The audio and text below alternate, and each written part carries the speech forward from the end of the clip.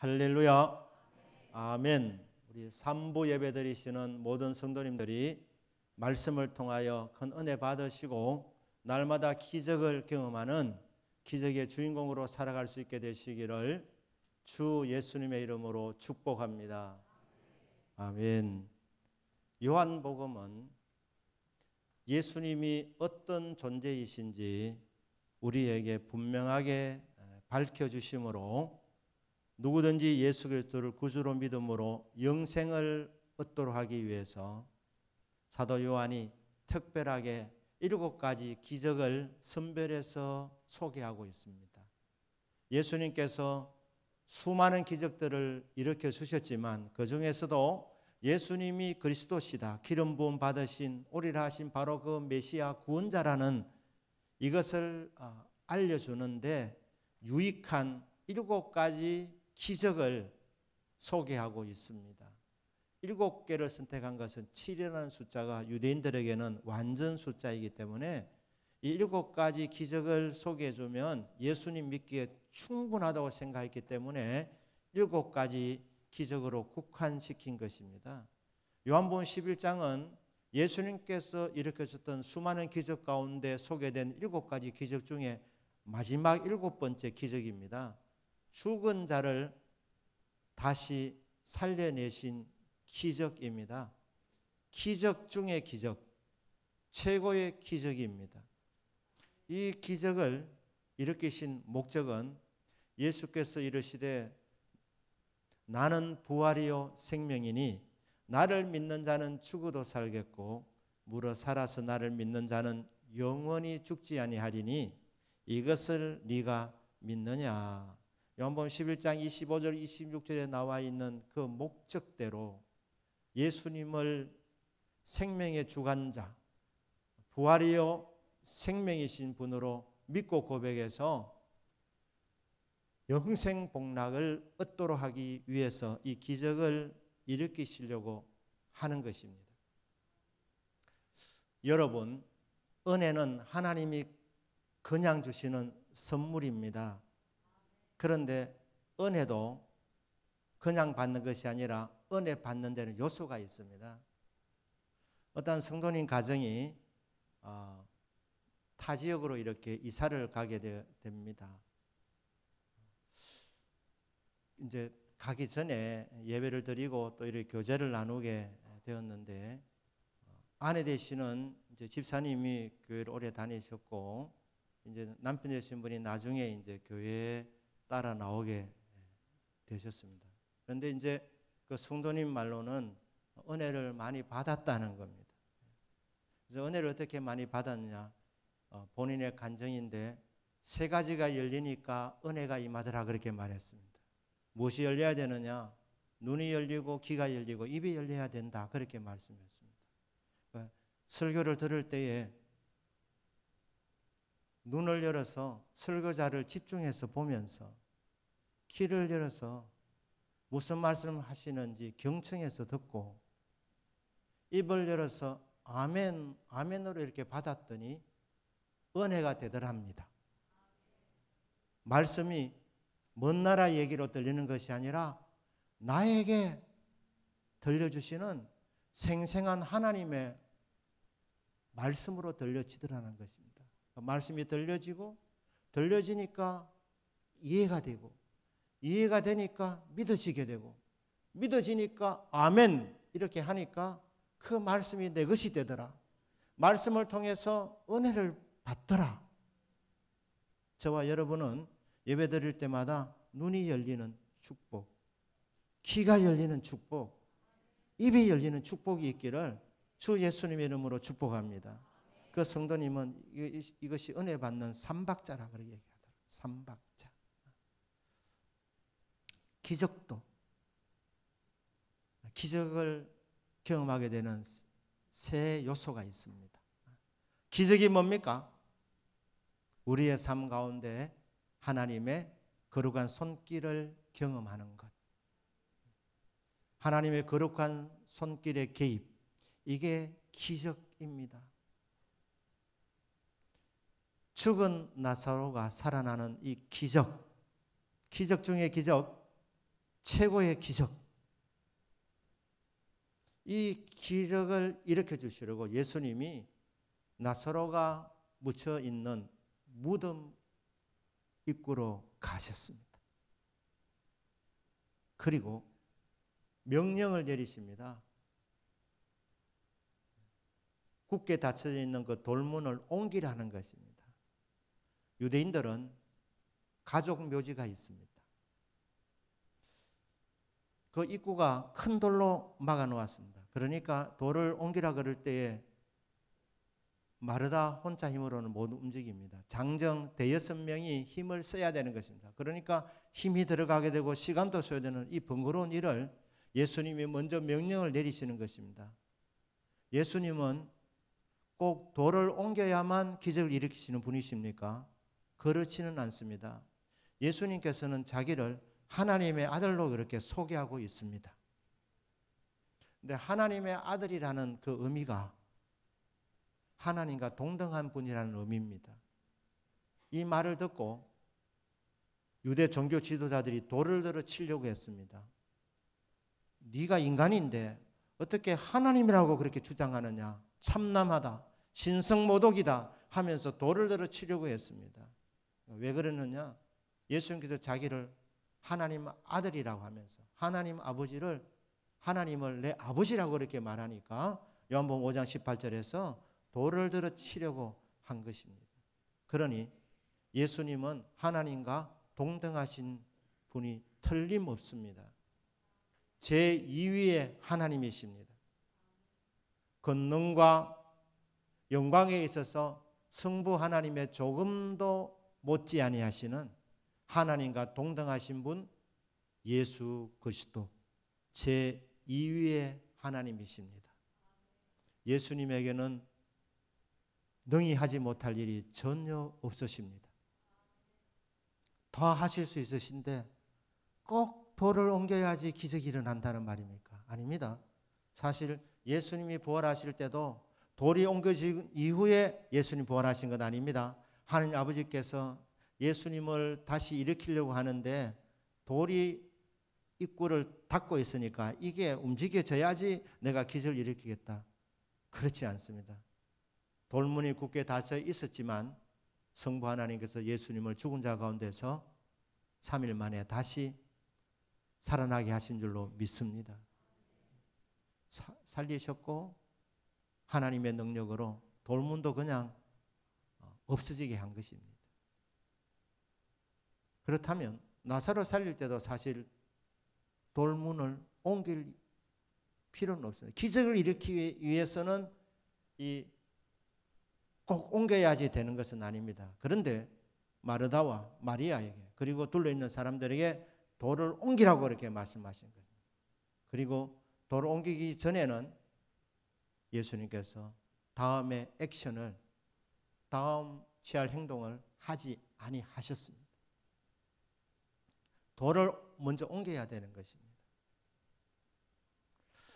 어느 여집사님이 관절염을 심하게 앓았습니다. 손가락이 다 이렇게 휘어져 있는 거예요.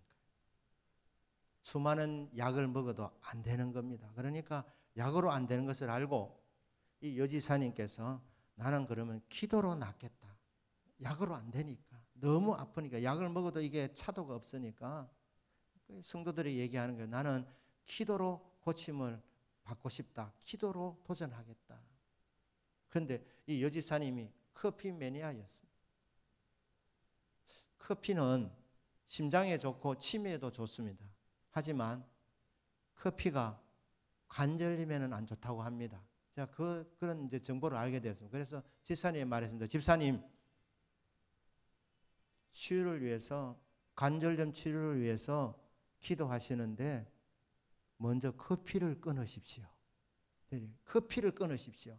이렇게 얘기하니까 집사님이 그냥 아멘 하면 되는데 아멘을 하지 않고 이렇게 얘기하더라고요. 목사님, 커피를 먹으면서 고침받아야지 하나님이 더 영광이 드러나는 것 아닙니까? 왜냐하면 커피를 끊고 기도해서 고침받으면 사람들이 생각할 때 커피 끊어서 고침받았구나 이렇게 오해할 수 있기 때문에 나는 어거찌게 나가렵니다. 그러니까 커피를 먹으면 관절염이 더 악화되는데, 그런데 그때 기도해서 고침받았다 하면, 간증하면 더 하나님의 영광이 드러나지 않겠습니까? 언뜻 보면 되게 믿음 좋은 말 같습니다. 제가 이렇게 답했습니다. 집사님, 그것은 집사님 믿음이 좋은 것이 아니고 집사님 그것은 하나님을 테스트하는 것입니다. 하나님을 시험하는 것입니다. 커피부터 끊으면서 인간이 할 수 있는 도리는 다 하면서, 주님, 내가 커피를 끊어서 치료받는 것은 아니지만 그래도 제가 치유받기를 원해서 먼저 돌을 옮기겠습니다. 하나님이 도와주십시오. 이렇게 하는 게 맞습니다. 그러니까 여러분, 제가 설교를 할 때 아무 때나 아멘 하지 마시기 바랍니다. 그러니까 이게 자, 들으시고 이게 성경적이다, 크게 아멘 하시면 됩니다. 그러니까 여러분, 치유를 위해서 약도 드셔야 합니다. 수술도 하셔야 됩니다. 약 안 먹고 수술 안 하다가 골든 타임을 놓칠 수가 있습니다. 그러니까 여러분, 암 진단을 받았을 때에 약 안 먹고 기도로서 전적으로 내가 승부하겠다? 그게 믿음 좋은 것이 아니라 굉장히 무모한 선택일 수 있습니다. 그러니까 기도원 원장이 여러분에게, 기도원도 잘 가셔야 됩니다. 집사님, 내가 기도해 보니까 이거 약 안 먹고도 될 병입니다. 수술 안 해도 전적으로 기도로 매달리면 하나님 고쳐준다 하셨습니다. 그런 말을 하더라도 여러분, 분별 잘 하셔야 됩니다. 약 안 먹고 수술 안 하고 황금의 시간 놓치다가 진짜 감당 못할 시험 당할 수 있습니다. 그러니까 돌을 옮기면서, 주님, 제가 약을 먹고 수술을 합니다. 하지만 치료하실 분은 하나님이십니다. 이렇게 매달리는 것이 맞는 것입니다. 여러분이 수술하지 않고 약 쓰지 않고 기도로 내가 승부를 걸겠다 하시면 최악의 경우도 여러분들이 각오하셔야 되는 것입니다. 이렇게 해서 그게 주님 음성이 얼마나 좋겠습니까마는 주관적인 확신으로 선포할 수도 있는 부분이기 때문에 그걸 받아들여서 치료받으면 감사할 일이지만 최악의 경우 이 병이 더 발전되어서 죽을 수도 있는데, 그때 죽게 될 때 나는 원망하지 않겠습니다. 나는 불평하지 않겠습니다. 죽으면 천국 가니 좋은 일 아닙니까? 여러분, 이게 되면 비록 무모하게 보일지 몰라도 도전할 수 있겠지만, 여러분, 그거 안 된 상태에서 그냥 수술하지 않고 약 먹지 않다가 악화되면 본인의 믿음도 흔들립니다. 온 가족이 시험 들게 되는 것입니다. 그렇기 때문에 돌은 치워야 되는 것입니다. 돌은 옮겨야 되는 것입니다. 무덤 문이 갇혀 있는데 예수님이 지금 능력이 모자라서 돌을 옮기라고 하는 것 아닙니다. 우리 믿음을 먼저 보는 거예요. 돌을 옮겨놔라. 순종하는 믿음을 먼저 보시는 겁니다.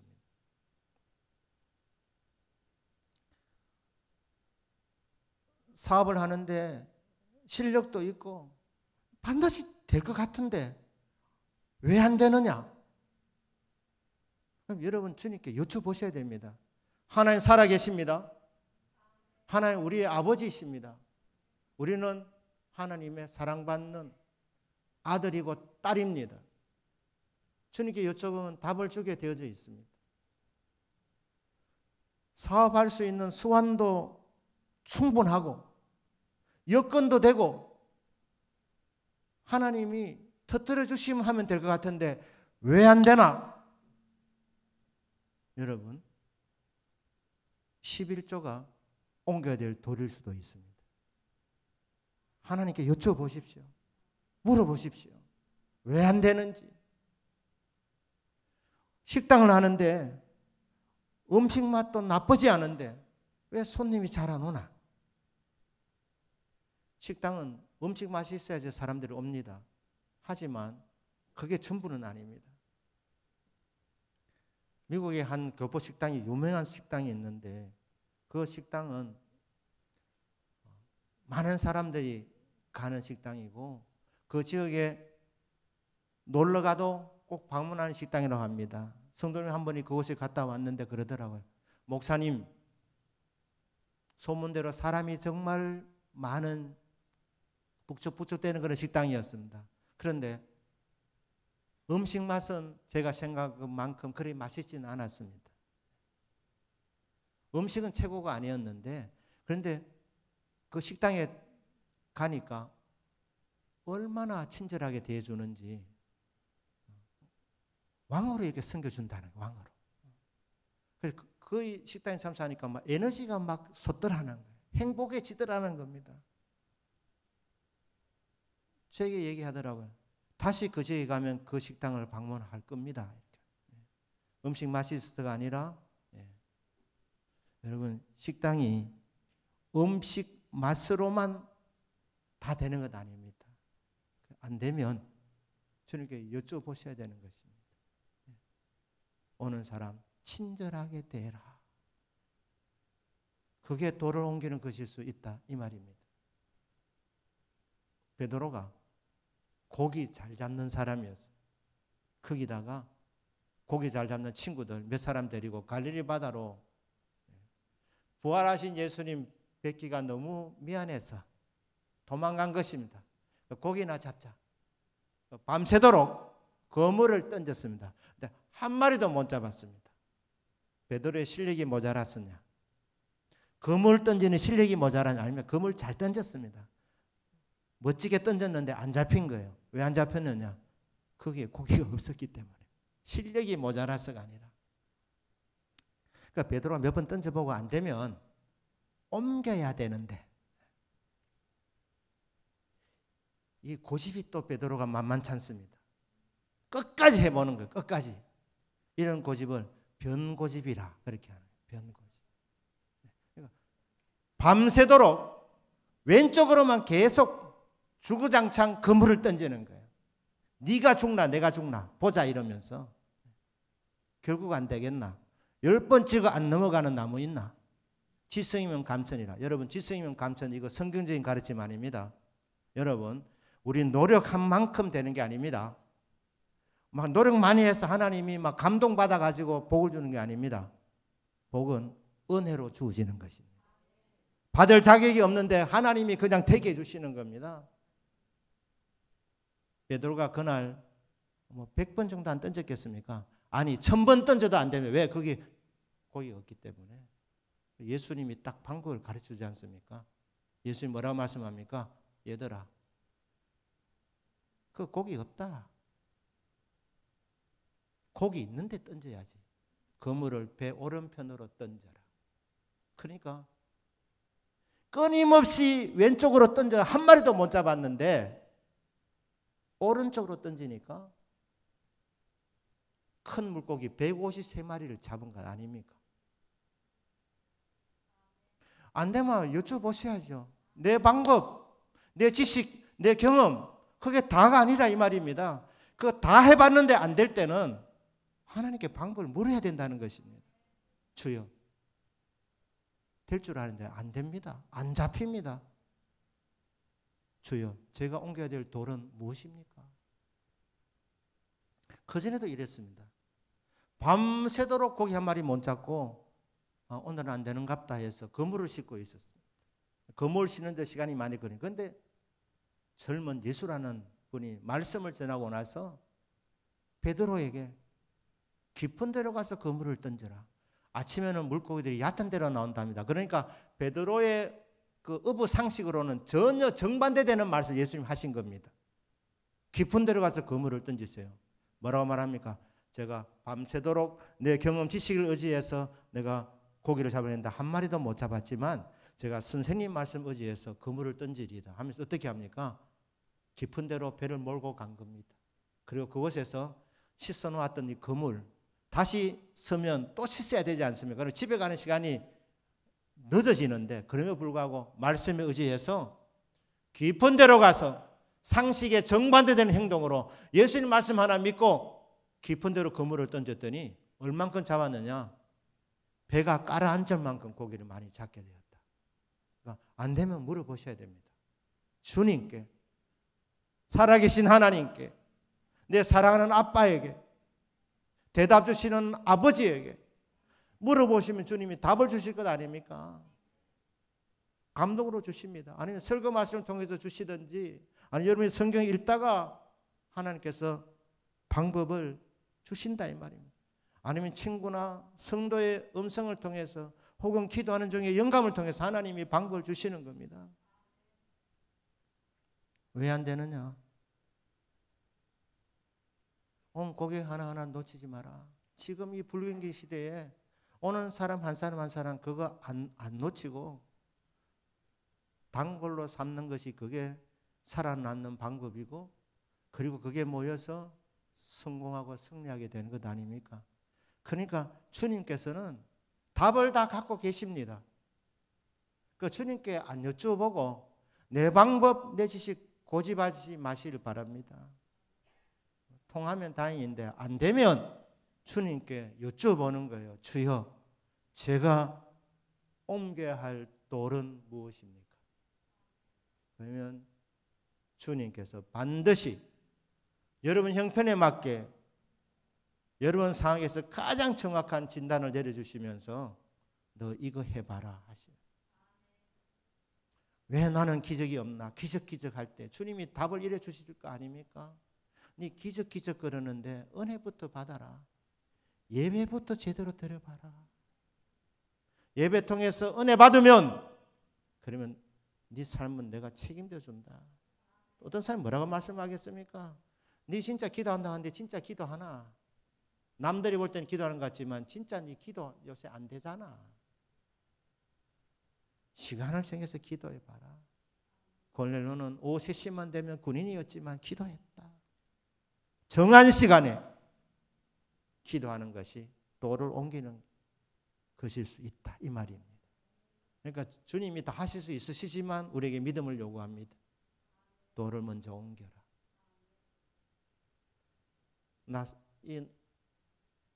말하다가 안 믿었습니다.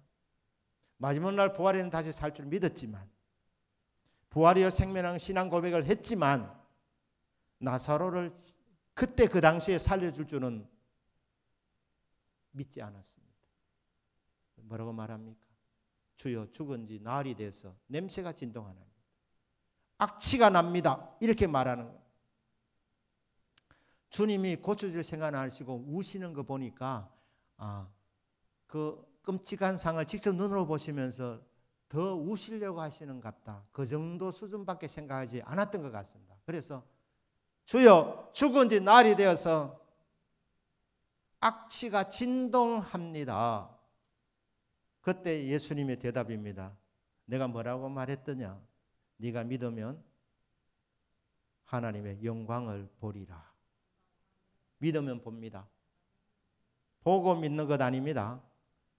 우리 눈에 아무것도 안 보여도 아무 소리 안 들려도 믿으면 하나님의 영광을 보게 됩니다. 하나님의 능력을 체험하게 된다는 말입니다. 믿으면 된다고 하지 않았느냐? 믿어라. 그러니까 돌문을 옮깁니다. 자, 그 다음에 이제 주님이 액션을 취하십니다. 그 다음에 주님이 행동을 취하시는데 뭐라 합니까? 예수님이 하늘을 우러러. 믿음은 시선입니다. 하늘을 바라보는 겁니다.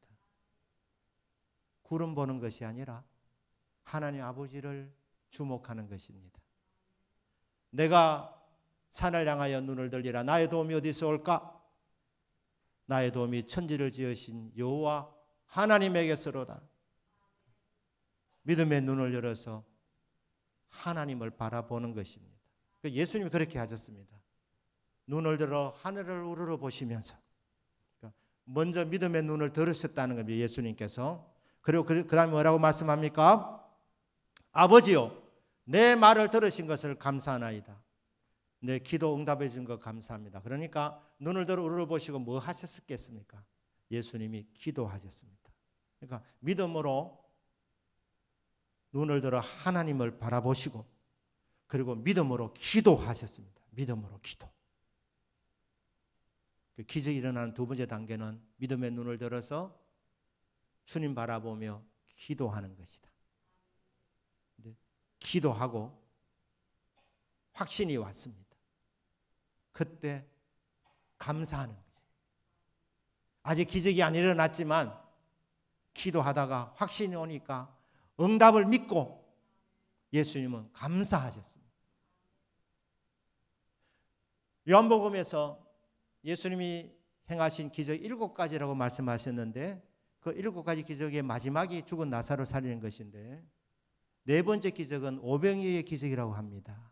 첫 번째 기적은 물을 포도주로 바꾼 것이고 두 번째는 왕의 하인을 고쳐준 것이고 세 번째는 38년 된 중풍병자를 고치신 것이고 다섯 번째 기적은 예수님 무리를 걸으신 것이고 여섯 번째 기적은 남에서 소경된 자의 병을 고쳐주신 것입니다. 그리고 일곱 번째는 죽은 나사로를 살리신 것인데 네 번째 기적은 보리떡 5덩이와 물고기 2마리를 가지고 5,000명 여자와 아이 5,000명을 먹이셨습니다. 그런데 여자와 아이 외라 그러면 한 2만 명 되는 군중인데 보리떡 5덩이와 물고기 2마리 이것은 세상 말로 세 발의 피입니다. 이거는 진짜 아무것도 아닌 양인데 예수님이 그걸 받으시고 하늘을 우러보시고 기도하셨어요. 그리고 응답을 받으셨어요. 확신이 왔습니다. 그리고 뭐라 합니까? 주님 감사하시는 거예요. 그리고 축복하셨습니다. 그리고 뭐라고 하십니까? 선포하십니다. 사람들에게 떼어주라. 떼어주라. 그랬더니 보리떡 5 물고기 2마리를 가지고 떼어주는데 이게 계속 기적이 일어나는 거예요. 2만 명 다 먹이고도 12방이 남는 기적을 경험하게 됐습니다. 그러니까 예수님이 눈을 들어 하늘을 바라보시며 기도하셨고 응답 받으시고 감사하시고 축복하시고 선포하시니까 그대로 기적이 일어났던 것입니다. 지금 똑같이 죽은 지 나흘이 돼서 냄새 진동하는 그 무덤 앞에서 예수님께서 하늘으로 보시고 기도하시고 응답을 확신하시고 그 다음에 감사하시고 그리고 큰 소리로 이렇게 말하는 거예요. 나사로야 나오너라. 믿음의 선포입니다. 두 번째는 기적을 경험하려면 믿음입니다.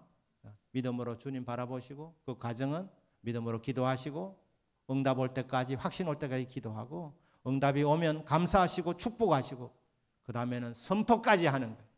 선포까지. 나사로야 나오너라. 그 전에 감사하시면서 그래요. 하나님 아버지 이 믿음의 비밀은 하나님과 나만이 아는 것이지만 이 둘러선 무리들에게 믿음을 내가 더하여 주려고 내가 이렇게 큰 소리를 칩니다. 왜? 듣고 그들의 믿음이 자라도록 하기 위해서 예수님이 큰 소리로 감사하시고 그 다음에 큰 소리로 나사로야 무덤에서 나오너라 일어나 걸어라 이랬더니 죽은 나사로가 살아나서 걸어 나왔습니다. 이게 기적입니다. 저와 여러분에게 이런 믿음이 있기를 주 예수님 이름으로 축복합니다. 걸어 나오니까 예수님께서 세 번째 하신 명령이 뭡니까? 풀어놓아 다니게 해라. 왜? 나사로가 죽어서 매장할 때에 배로 꽁꽁 묶어놓은 거예요. 세마포로 이렇게 다 감싸놓은 거예요. 얼굴은 또 수건으로 이렇게 덮어놓았어요. 살아났는데 나오라 그러니까 나오는데 어떻게 나왔겠습니까? 강시처럼 나왔겠죠. 뭐. 점프하면서 이렇게. 왜? 수족이 묶여 있으니까. 그러니까 예수님께서 저대로는 안 된다. 풀어놓아 다니게 해라. 예수님께서 죽은 나사로를 살릴 때 그때 모든 것이 다 회복되었습니다. 눈도 떠졌습니다. 눈 떠보면 뭐합니까? 수건으로 가려져 있는데 안 보는 거가 거의, 눈은 떴지만 안 보이는 건 마찬가지입니다. 피가 다시 흐르고 힘이 생겼는데 손발이 묶어져 있으니까 움직일 수가 없는 거예요. 그러니까 그냥 점프할 수밖에 없는 이런 상황. 이대로는 안 된다는, 풀어주라는 겁니다. 네가 살았다는 이름을 가져서나 실제로는 죽은 자로다. 우리 성도님들도 주님 안에서 살아났지만 그러나 죽은 자처럼 살아가는 이런 일이 일어날 수도 있습니다. 이게 영적으로 어떤 의미가 있습니까? 죽은 나사로를 살리신 것은 예수 믿기 전에 저와 여러분의 상태를 알려주고 있는 것입니다. 저와 여러분은 예수님 믿기 전에 죄와 허물로 죽어있는 상태입니다. 그런데 예수님을 믿음으로 말미암아 죄와 허물로 죽어있던 이 영혼이 다시 살아나게 되었습니다. 영생을 얻게 된 것입니다. 살아나도 이게 다가 아닙니다. 영적으로 어린아이는 아무 능력이 없습니다. 그 상태에서 여전히 옛사람이 있습니다. 너희는 썩어가는 구습을 쫓는 옛사람을 벗어버리고 오직 심령으로 새롭게 되어 의와 거룩으로 희락으로 지으심을 받은 새 사람을 입으라. 이런 말씀처럼 옛사람을 이제 벗어버리고 새 사람을 입어야 됩니다. 새 술은 새 부대에 담아야 되는 것입니다. 거듭났는데, 구원받았는데, 살아났는데 다시 세상으로 돌아가서 세상 사람들과 똑같이 죄짓고 살아가게 되면 그게 무슨 영향력이 있는 그리스도인이라고 할 수가 있겠습니까? 그러니까 이제 새로운 삶을 살아야 되는 거예요. 어떻게 해야 됩니까?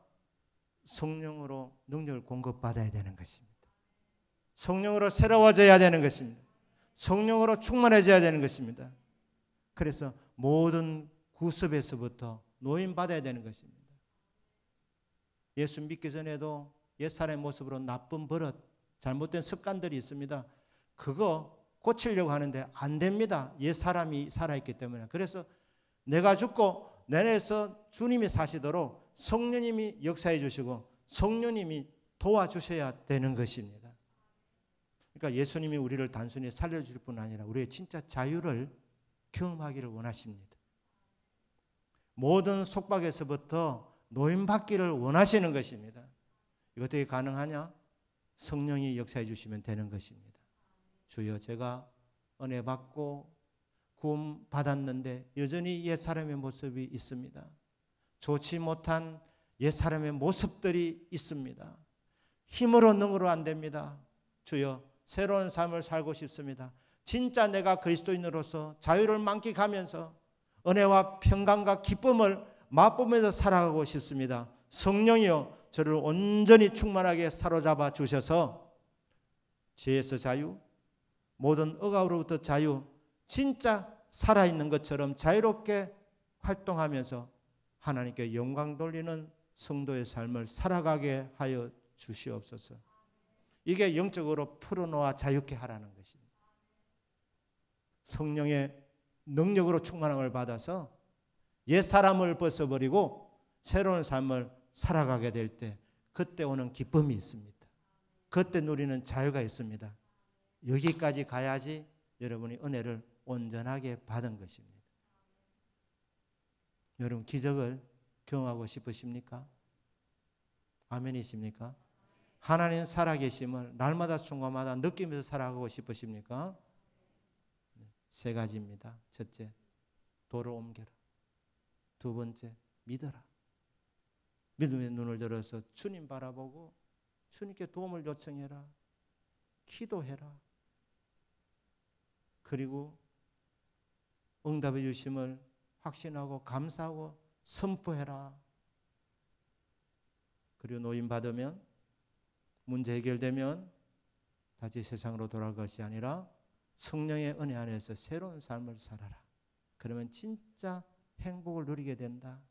진짜 자유를 누리게 된다.